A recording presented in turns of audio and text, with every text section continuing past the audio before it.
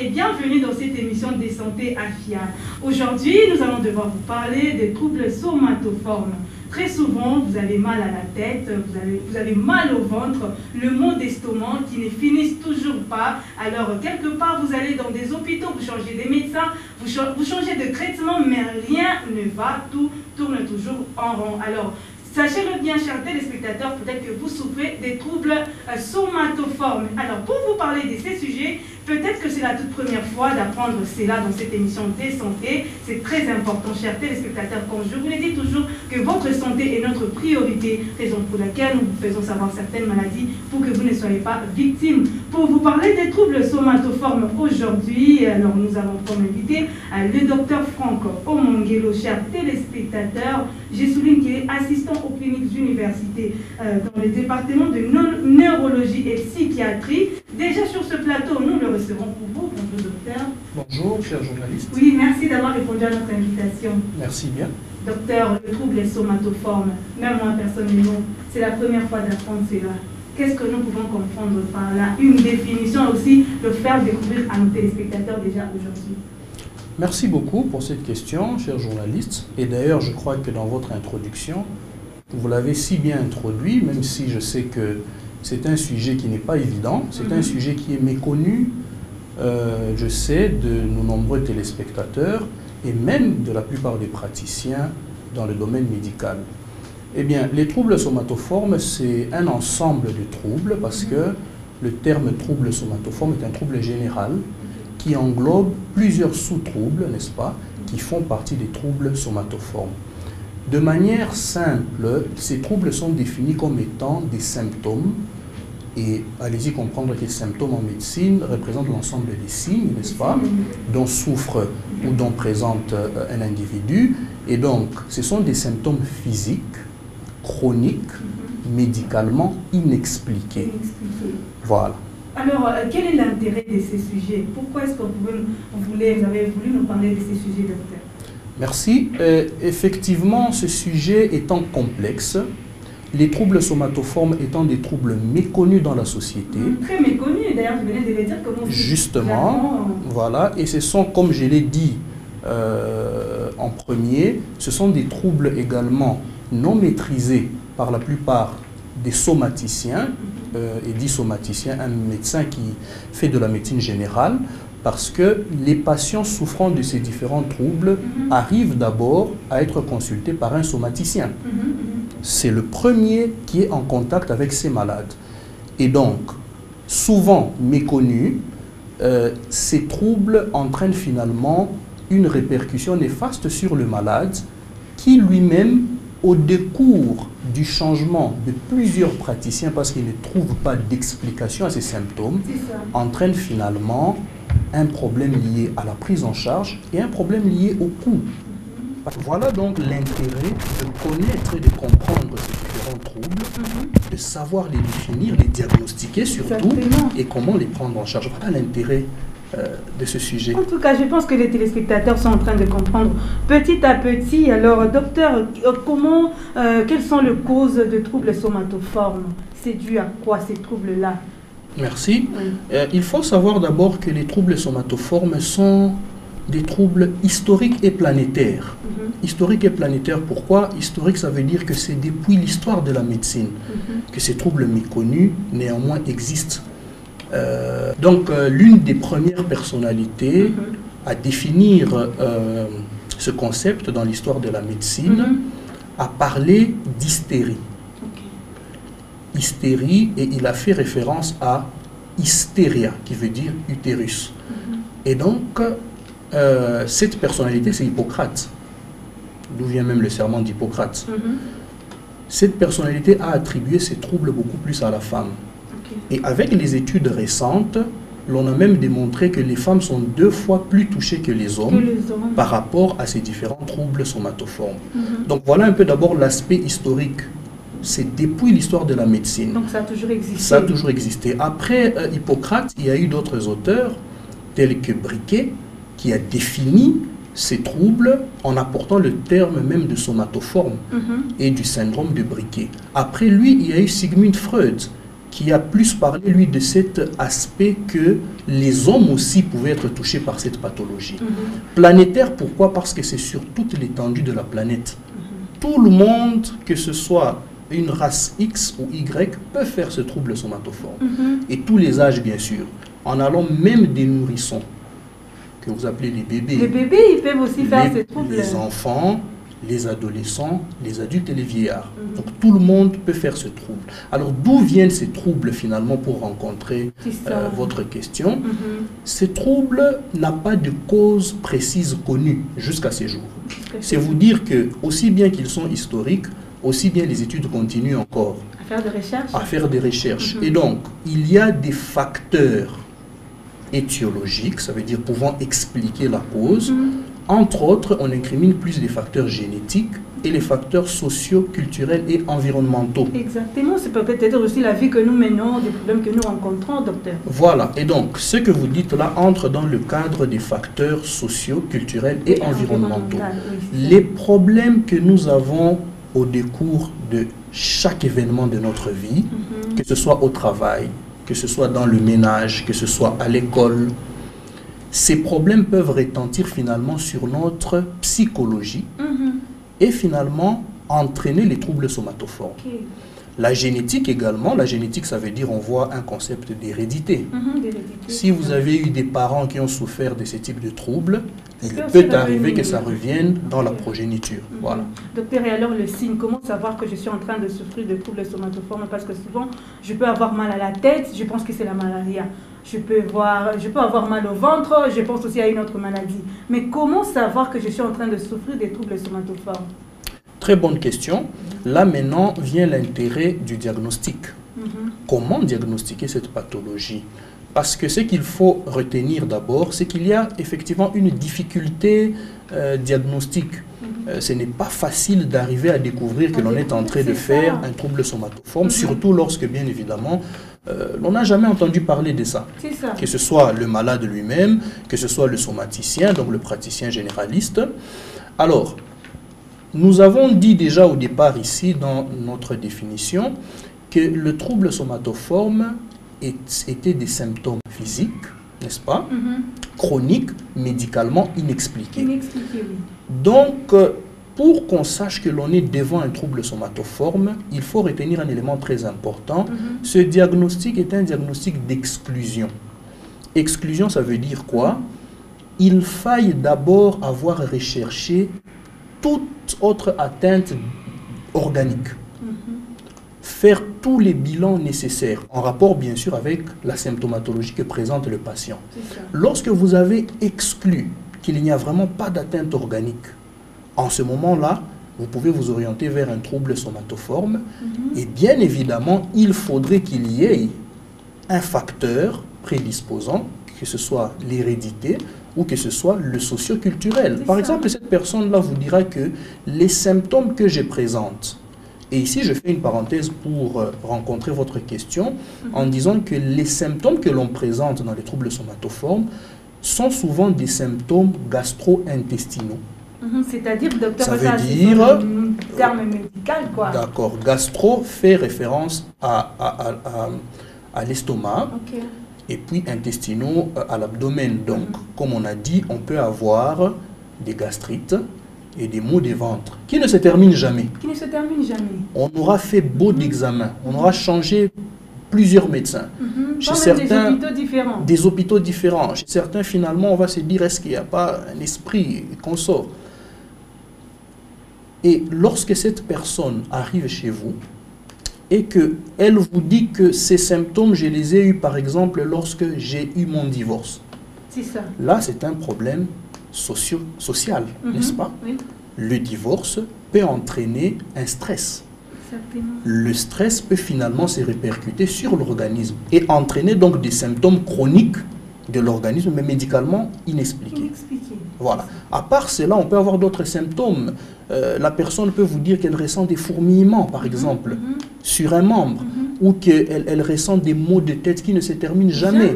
On prend des remèdes, rien du tout. Rien ne se termine. Alors ça, ce sont des symptômes de ce genre que l'on peut avoir. Et nous allons aller plus loin lorsque nous allons catégoriser ces formes. Vous pouvez avoir même des convulsions. pouvez avoir des symptômes neurologiques, pseudo-neurologiques, comme on le dit, mais sans explication médicale vraiment. Mais ça peut amener même à la folie, docteur. À la folie, je ne sais pas folie dans quel sens vous le comprenez, mais il faut retenir que ces symptômes, tellement qu'ils sont stressants, parce que l'on ne trouve finalement pas la cause, conduisent à ce qu'on appelle à des comorbidités psychiatriques. Ça veut dire des affections psychiatriques qui viennent au décours des troubles somatoformes.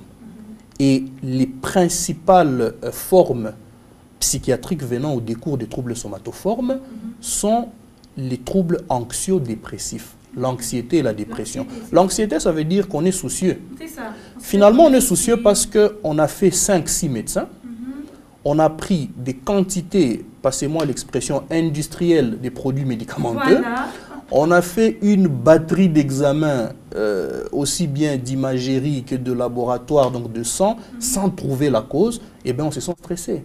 On a perdu beaucoup d'argent, on devient anxieux et on peut faire même une dépression. C'est peut-être là que je vais rencontrer ce que vous avez dit, la dépression peut être comprise parfois comme une folie. Par rapport à une folie. La folie, ça devient un peu de trop, docteur.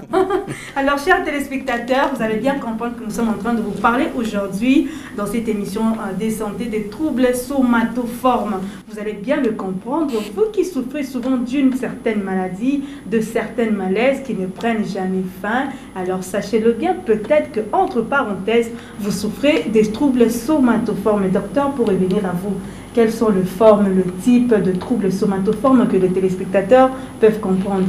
Merci. Comme je l'ai dit dès le départ, les troubles somatoformes, c'est un ensemble. C'était un groupe dans lequel nous retrouvons effectivement plusieurs sous-types des troubles somatoformes. Il y a des manuels, n'est-ce pas, en psychiatrie, dont le CIM, le DSM, qui classifient, n'est-ce pas, ces troubles et de manière systématique. Dans les troubles somatoformes, nous trouvons la somatisation ou le syndrome de Briquet. Vous allez vous rappeler que dans nos notes introductives, je vous ai parlé de Briquet, qui, avec l'histoire de la médecine, était le premier, n'est-ce pas, à introduire ce terme de somatoforme. Et c'est comme ça que ce nom, finalement, de somatisation revient à Briquet, le syndrome de Briquet, anciennement appelé l'hystérie. Et donc, dans ce type de forme, il faut retenir que le patient présente des symptômes souvent gastro-intestinaux, des symptômes comme des céphalées, mais qui ne trouvent pas de cause médicalement explicable. Et le patient ici nie complètement, dans ce sous-type de troubles somatoformes, l'inexistence d'une atteinte organique. Ça veut dire quoi? Vous pouvez, au décours de tous les examens, dire à ce malade que vous n'avez rien, il n'accepte pas. C'est ça. Donc, la somatisation ici est caractérisée par le fait que le patient n'admet pas que toutes les batteries d'examens que vous avez faites ont été négatives. Et il présente toujours ces signes-là. À part ça, vous avez ce qu'on appelle les troubles hypocondriaques. L'hypocondrie, c'est tout simplement un patient qui, au décours d'un symptôme, estime qu'il est finalement atteint d'une maladie très grave. C'est ça. Et nul ne peut convaincre ce patient du contraire. Et généralement, il faudrait retenir qu'il y a un concept socio-culturel, n'est-ce pas, temporellement proche à la survenue de ce trouble. C'est-à-dire que lorsque ce trouble est arrivé, il y a eu un problème socio-environnemental que le patient ne va pas admettre. Vous pouvez, lorsque vous êtes en train de faire votre interrogatoire avec le malade, lui dire que, bon, écoutez, vous aviez perdu beaucoup d'argent, vous avez perdu votre femme, vous avez été licencié, et c'est au décours de cela que de tels problèmes arrivent. Il vous dira non, ça n'a rien à voir. Mais peut-être que la personne ne saura pas, que docteur, que c'est dû au problème que j'ai rencontré, que je souffre de ce trouble, peut-être. Justement, on va y en arriver lorsque je vais essayer de donner certaines explications sur ce qu'on appelle en médecine les diagnostics différentiels, c'est-à-dire comment savoir que réellement nous sommes dans un trouble somatoforme ou alors c'est d'autres troubles qui sont comme les troubles somatoformes. Je vais y arriver. Et donc, à part l'hypocondrie, où j'ai dit que le malade présentait un symptôme et qu'au décours de ces symptômes-là, il croit qu'il est atteint d'une maladie grave. Je vais vous donner un exemple. C'est un patient qui, dans ses méandres, est tombé par exemple sur une dame et qu'au bout de quelques années de leur relation, il apprend que cette dame est décédée du VIH. C'est ça. Le VIH, le sida. Le sida, oui. Et donc, ça déjà c'est un problème social, socio-environnemental. Il s'est dit, ah, moi j'étais avec elle. C'est ça. Comme elle est décédée du VIH, donc forcément, j'ai le VIH. Il commence par exemple à tousser. Il s'est dit, non, c'est fini. Comme on a toujours dit que les patients atteints de VIH font la tuberculose, j'ai la tuberculose. Voilà. Vous voyez le contexte? Exactement, l'état psychologique est atteint. C'est psychologique, l'état psychologique est atteint. Et ce patient-là étant convaincu qu'il fait une tuberculose parce qu'il a le VIH, admettons que vous fassiez vos examens, votre radio du thorax, vos analyses du crachat, vous faites votre sérologie à l'HIV, que tout soit négatif, il dit non. Il dit non parce que pour lui, le fait que cette dame-là soit décédée, ipso facto. Donc c'est inévitable. C'est inévitable, il est malade. Et avec un tel malade, je vous jure que vous avez du pain sur la planche. En tout cas. Voilà, ça c'est l'hypocondriaque. Et il faut retenir également que chez l'hypocondriaque, il y a un facteur favorisant, prédisposant ces gens à faire l'hypocondrie. C'est le type de personnalité, de personnalité qui est lié à l'hypocondriaque. À part cela, nous avons la conversion. La conversion, c'est également un sous-type du trouble somatoforme dans lequel vous retrouvez des plaintes vraiment spécifiques telles que des convulsions, des syncopes, mais toujours au décours d'un problème socio-environnemental nié par le patient. Oh là là, il n'accepte pas. Il n'accepte pas, vous faites tout ce que vous pouvez comme examen, vous ne trouvez rien. Après cela, nous avons également les syndromes douloureux chroniques. C'est là que nous trouvons des symptômes comme des maux de tête qui ne s'arrêtent pas. On va aller dans des institutions médicales, on va soigner la malaria, on va soigner la fièvre typhoïde comme c'est courant. C'est ce qu'on soigne couramment dans notre société. On va tout faire, mais finalement on ne trouvera jamais quelque chose en rapport avec cette douleur-là. C'est ça. Et comme nous l'avons dit, il y a toujours un facteur socio-environnemental dans un espace de temps proche à la survenue de ces symptômes. Exactement. Même s'il y a 10 ans, il faut maintenant chez le médecin spécialiste qui connaît cette affection, aller rechercher dans les 10 ans. Mais docteur, est-ce que vous trouvez souvent le temps d'amener, vous examinez un patient et que vous ne trouvez pas de solution? En fin de compte, vous dites peut-être que ça peut être des troubles somatoformes et l'envoyer à qui de droit? Très bonne question. Et ça, c'est pour ça que dans la prise en charge de ces troubles, nous disons ici que c'est une prise en charge multidisciplinaire. Ça veut dire quoi? Celui qui reçoit en premier ce patient, c'est le somaticien ou le médecin généraliste. S'il est bien outillé en rapport avec ce type de pathologie, lorsqu'il fera tout ce qu'il peut, il va référer ses patients au psychiatre. Parce que c'est le psychiatre qui est amené à comprendre ce type de trouble et à le prendre en charge. Nonobstant cela, le psychiatre ne le prendra pas en charge seul. Il le prendra en charge également avec le somaticien, donc le médecin généraliste. Parce que, je vous donne un exemple, dans le syndrome douloureux, un malade qui vient effectivement avec des maux de tête qui ne s'arrêtent pas, il faudra quand même calmer ces maux de tête. C'est ça. Vous donnez du paracétamol, donc un antalgique. Et ça, c'est avec l'aide du somaticien. Vous faites des examens paracliniques qui peuvent sous-tendre l'existence de ces céphalées, donc de ces maux de tête. Et donc, lorsque vous avez, comme je vous ai dit dès le départ, que les troubles somatoformes étaient des troubles d'exclusion. Il faut exclure toute autre maladie pouvant amener à des maux de tête. Lorsque vous avez exclu avec le somaticien, le médecin généraliste, en ce moment, le psychiatre maintenant fouille dans les antécédents de ce patient. Ça a toujours été facile chez les patients de s'extérioriser. Ce n'est pas toujours facile. De sortir un peu ce qu'ils ont peut-être eu à rencontrer comme problème. Très bonne question. Ce n'est pas toujours facile, mais écoutez, il faut y arriver. Parce que pour soigner ce type de pathologie, il faut arriver à faire parler le patient. Il faut être méthodique. C'est ça. Mais docteur, souvent, ça peut être aussi, surtout que nous sommes africains, souvent ça peut être aussi peut-être les démons de famille, la sorcellerie et tout. Alors comment vous pouvez découvrir cela et soigner ça facilement? Peut-être la personne est très convaincue que ça, ce n'est pas un problème qu'un médecin peut traiter. C'est peut-être le problème lié à la famille, vu que nous sommes des Africains. Comment vous arrivez à traiter cela? Très bonne question. D'ailleurs, même, cela va même découler finalement de l'intérêt de ce travail. Parce que vous savez, chez nous, en Afrique, dans nos cultures bantoues surtout, lorsqu'on n'arrive pas à trouver une explication, une pathologie, on recourt aux ancêtres. C'est ça. On recourt aux ancêtres, on recourt à tout ce qui est spirituel, à tout ce qui est sorcellérique, parce que l'on n'a pas justement su expliquer ce qui arrive aux malades. C'est ça. Mais attention, il y a, comme je vous ai dit, le socio-culturel. Je vais vous donner un autre exemple.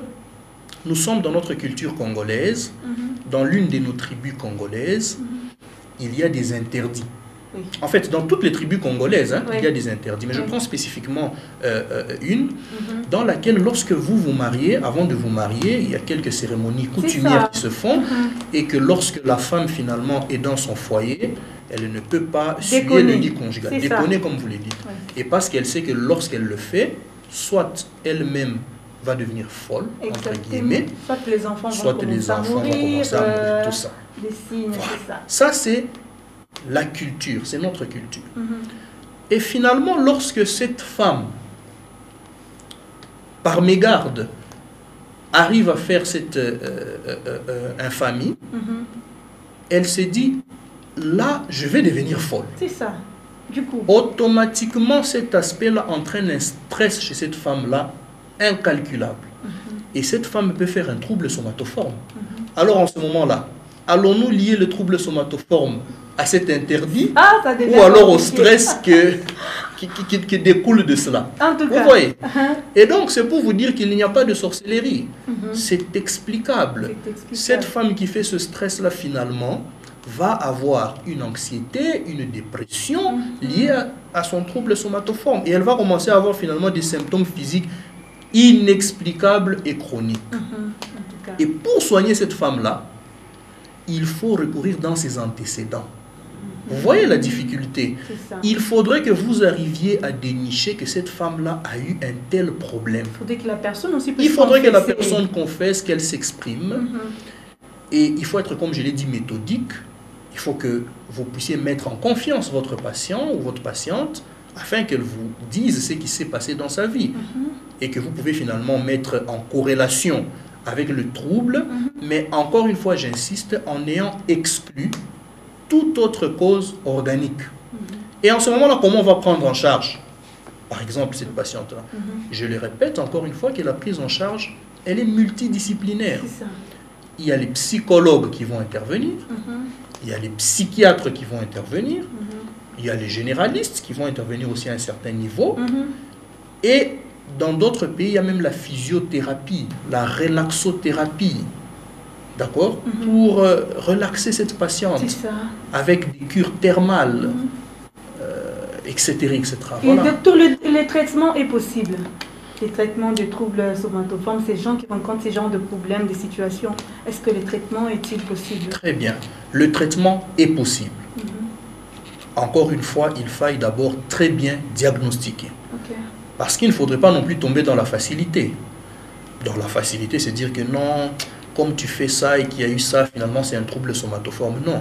Le trouble somatoforme, c'est une pathologie d'exclusion. Il faut bien rechercher les causes liées soit à la génétique, soit au socio-culturel, n'est-ce pas? Lorsque vous avez circonscrit, que vous êtes sûr que c'est un trouble somatoforme, la prise en charge est possible. Comment prend-on en charge finalement, comme je l'ai dit? Les psychologues vont intervenir, les psychiatres vont intervenir, et en psychiatrie, il y a des médicaments que l'on donne. Les médicaments que l'on donne sont les antidépresseurs. Ce sont des médicaments liés à la dépression, parce que je vous ai dit que les troubles somatoformes s'accompagnaient d'anxiété et de dépression. Les antidépresseurs sont des médicaments donc qui luttent contre la dépression, parce qu'il faut retenir ici que lorsque ce type d'individu, étant soumis à ce type de pathologie, n'a pas trouvé de solution, et que si la dépression évolue jusqu'à arriver à une dépression dite caractérisée. Mais vous pouvez le retrouver un beau matin, la corde au cou. C'est ça. Parce que finalement, il ne comprend pas ce qu'il arrive. Il a fait 20 médecins. Tout le monde a dit qu'il n'y avait rien. Sans aucune solution. Il a bu des quantités industrielles de médicaments. Finalement, on a dit qu'il n'y avait rien. Mais docteur, est-ce que les praticiens aussi peuvent soigner les troubles somatoformes? En tout cas, je crois qu'il ne... Parce que moi, je suppose bien quand les patients tournent, donc ils partent dans différents hôpitaux, chez beaucoup de médecins. Il arrivera chez un tradipraticien. Exactement, il finira par là. C'est sûr, étant donné que nous sommes bantous, comme on l'a dit, il va tomber chez un tradipraticien ou chez tout type, n'est-ce pas, de praticiens. Mais ils ne vont pas trouver des solutions parce que justement, à moins qu'ils aient, au décours de notre émission, une connaissance sur les troubles somatoformes, ils pourront les orienter finalement vers nous. Mais un élément très important, donc, lorsque l'on donne les antidépresseurs, l'on donne aussi des molécules antipsychotiques. C'est très intéressant et ça nous donne toujours des bons résultats. En tout cas, alors, docteur, quels sont les types de personnes qui sont exposées à avoir les troubles somatoformes? Les tout petits enfants, les hommes, les femmes, les grandes personnes, qui sont le plus exposés? Merci bien. Tout le monde est exposé. Je l'ai dit dès le départ qu'il s'agissait d'une maladie historique et planétaire. Exactement. Tous les types de cultures sont exposés. Mais maintenant, il y a des types de personnes prédisposées lorsqu'elles ont des troubles de personnalité. Il y a des gens qui ont des personnalités méfiantes. Il y a des gens qui ont des personnalités narcissiques. Ça veut dire que ce sont des personnes qui aiment attirer l'attention sur soi. Il y a des gens qui ont des personnalités qui s'obstinent, obstinantes comme on le dit. Alors, ces gens avec ces types de troubles de personnalité peuvent facilement faire ces maladies-là. Ça, c'est de 1. De 2, les gens qui ont eu une enfance très difficile, par exemple, une enfance au cours de laquelle les parents avaient plus une expression somatique. Ça veut dire, par exemple, frapper les enfants. Il y a dans certaines cultures des enfants qui sont violés. Ça, on le suit souvent en Occident. Ces personnes, lorsqu'elles grandissent, elles peuvent faire un trouble somatoforme.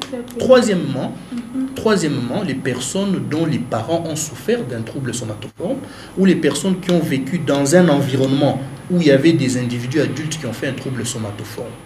Quant aux nourrissons, je vous ai dit que même les nourrissons, ça veut dire les bébés de 0 à 2 ans, pouvaient faire ces troubles. Effectivement, lorsque la mère, lors de la grossesse, a eu des souffrances psychologiques très fortes, cet enfant peut faire un trouble somatoforme.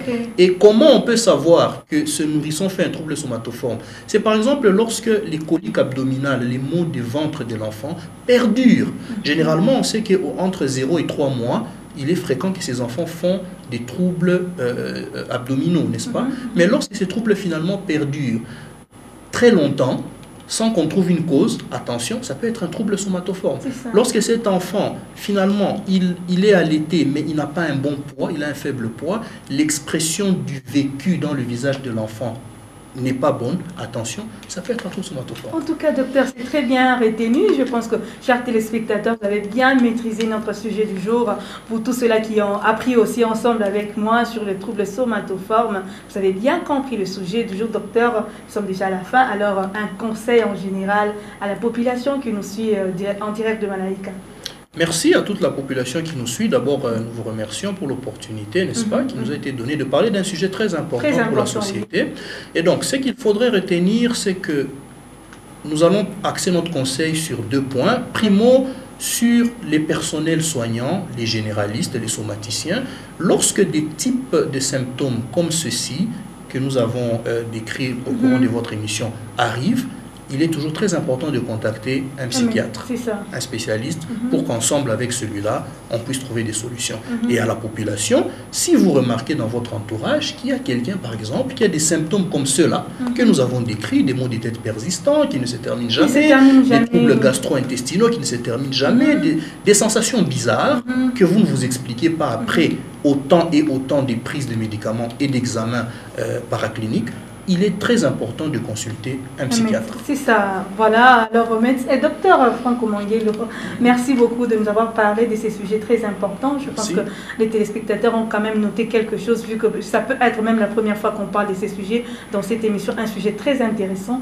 Merci à vous d'avoir répondu à notre invitation. On vous retrouve très prochainement, docteur. Merci aussi à vous. Merci à vous, chers téléspectateurs. Nous vous avons parlé aujourd'hui du trouble somatoforme, de troubles parce que ce sont les différents troubles. C'est ce sujet dont nous avons débattu aujourd'hui. C'est un sujet qui vous intéresse de plus près. Vous savez bien que votre santé est notre priorité, chers téléspectateurs. C'en est fini pour aujourd'hui. C'est un réel plaisir pour moi de vous avoir présenté cette émission des santé. On se retrouve très prochainement avec le même et réel plaisir. Alors, au revoir.